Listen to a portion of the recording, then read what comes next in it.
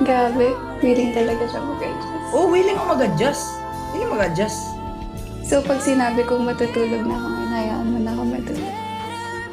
Pag sinabi mo nga tabihan ka, pupuntahan kita eh.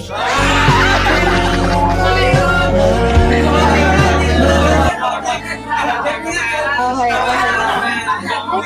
Pinto na yan. Saan ka na? Huwag na ate, sasama ko na nung bumili yan. Walang problema. Utang ka lang kahit sa fitting room, sinasama ako niyan, huwag na. Hindi.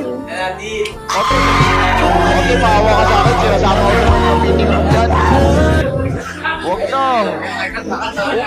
I-deliver lang ako guys ha. So, alam ko, inaanto ka no, napapikit ka na, pwede ka na magpahinga. No, thank you. Kung di talaga kayo ng pahinga, pwede ako gawin mong pahinga. Okay, mag-igat ka, mag-igat ka. Bye, Holy Father. Bye-bye, Kat. Good night. Thank you.